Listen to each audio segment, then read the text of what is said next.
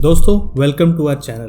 दोस्तों आज के वीडियो में हम लोग समझेंगे अमेरिका ने जो 25% का इंडिया पर टैरिफ लगाया है उसका क्या हमारे इंडियन इकोनॉमी पर, हमारे शेयर मार्केट पर और किन किन सेक्टर्स पर ज्यादा इम्पैक्ट पड़ेगा। साथ ही साथ हम लोग इस वीडियो में ये समझेंगे कि ट्रम्प ने जो इंडियन इकोनॉमी इज डेड बोला है उसका क्या रेलेवेंस है। हम लोग इंडियन इकोनॉमी को पूरी वर्ल्ड की इकोनॉमी के साथ कंपेयर करेंगे, समझेंगे और पूरी तरह से एनालिसिस मैं इस वीडियो में आपके सामने प्रस्तुत करने वाला हूं, तो इस वीडियो में आप अंत तक बने रहें। फर्स्ट ऑफ ऑल हम ये समझते हैं कि टैरिफ होता क्या है। दोस्तों टैरिफ एक तरह से इंपोर्ट ड्यूटी होता है जो एक देश किसी दूसरे देश से जो सामान मंगाता है, आयात करता है, उस पर वो लगाता है। अगर उदाहरण के रूप में देखें तो इंडिया अगर एल्यूमिनियम अमेरिका को सप्लाई करता है, एक्सपोर्ट करता है, तो अमेरिका के लिए वो इंपोर्ट हो गया, वो इंडिया से सामान ले रहा है और उन सामानों पर जब वो एक इंपोर्ट ड्यूटी लगाता है उसी को ही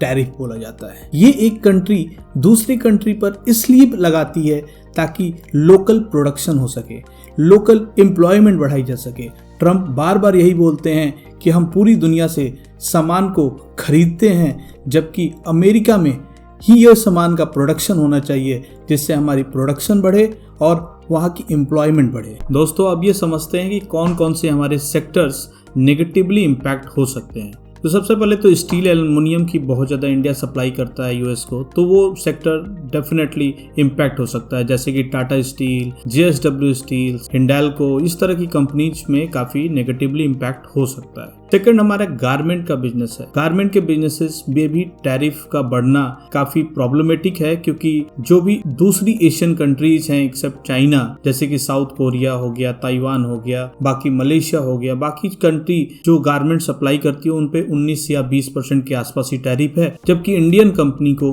25% टैरिफ देना पड़ेगा। उसके बाद आता है केमिकल सेक्टर, जो कि केमिकल सेक्टर्स में भी हायर टैरिफ का असर प्रॉब्लम हो सकता है क्योंकि केमिकल कंपनी वैसे भी प्रॉफिटेबिलिटी से जूझ रही हैं।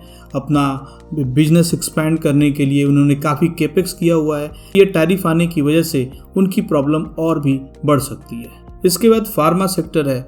हम लोग एपीआई और जेनरिक मेडिसिन का काफ़ी ज़्यादा एक्सपोर्ट करते हैं अमेरिकन कंपनीज को। हालांकि अभी ये कहा नहीं जा सकता कि फार्मा कंपनीज इस टैरिफ में आएंगी भी या नहीं आएंगी। उसके बाद ऑटोमोबाइल पार्ट्स हो गए हमारे, तो ऑटोमोबाइल पार्ट्स में भी 25 टैरिफ से, क्योंकि हमारा एक्सपोर्ट बहुत ज़्यादा है ऑटोमोबाइल पार्ट्स में, तो इसका भी नेगेटिवली असर पड़ सकता है। तो जो इन तरह से रिलेटेड कंपनीज हैं, ऑटोमोबाइल वाली, केमिकल कंपनीज, जो टेक्सटाइल वाली कंपनी है, स्टील एल्युमिनियम वाली कंपनी है, फार्मा कंपनियों हैं, इन पे कहीं ना कहीं मार्केट में इन तरह की कंपनियों पे नेगेटिवली इम्पैक्ट टेम्परली पड़ सकता है।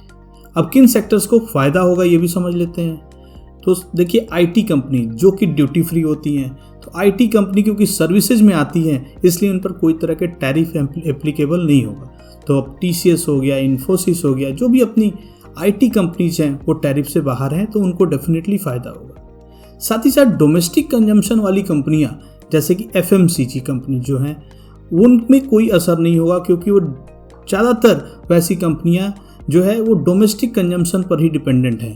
तो इंडिया में ही उनका कंजम्पशन है इसलिए उनका एक्सपोर्ट बहुत ज़्यादा नहीं है, इसलिए इनका असर बहुत ज़्यादा नहीं होने वाला है। साथ ही साथ बैंकिंग एंड फाइनेंस सेक्टर पे भी कोई तरह का टैरिफ नहीं लग सकता क्योंकि उसको डोमेस्टिकली ऑपरेटेड है।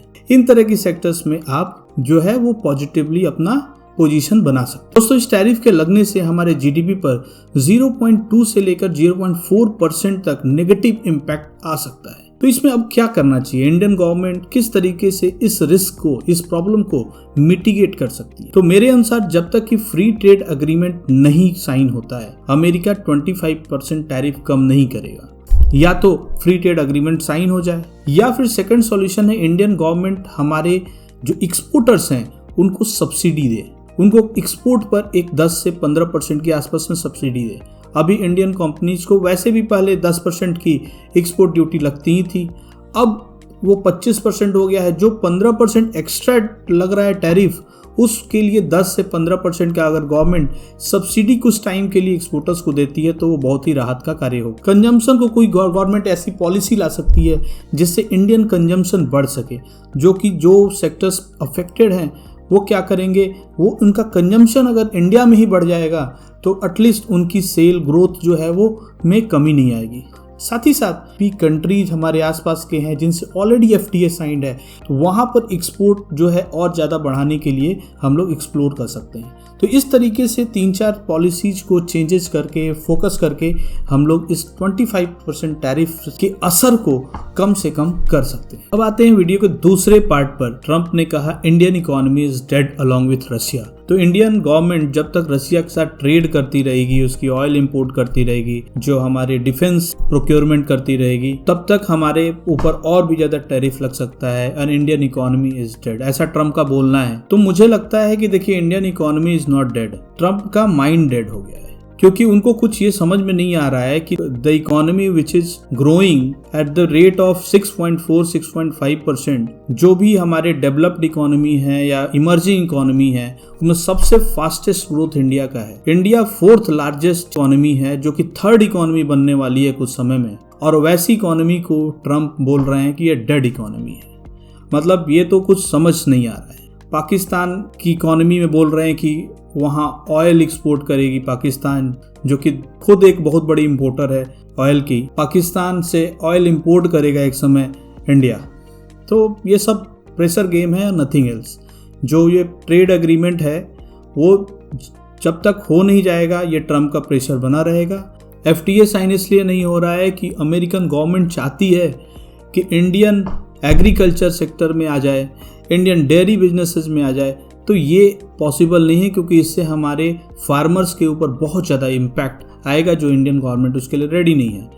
तो कहीं ना कहीं देखिए नेगोशिएशन टेबल पे दोनों को इक्वली साइड बैठना पड़ेगा। अमेरिका केवल डोमिनेट नहीं कर सकता, डिक्टेट नहीं कर सकता, और इस तरीके से अगर हम लोग ट्रेड एग्रीमेंट साइन भी कर लेते हैं तो इंडिया के फ्यूचर के लिए बहुत ही डेंजरस साबित होगा।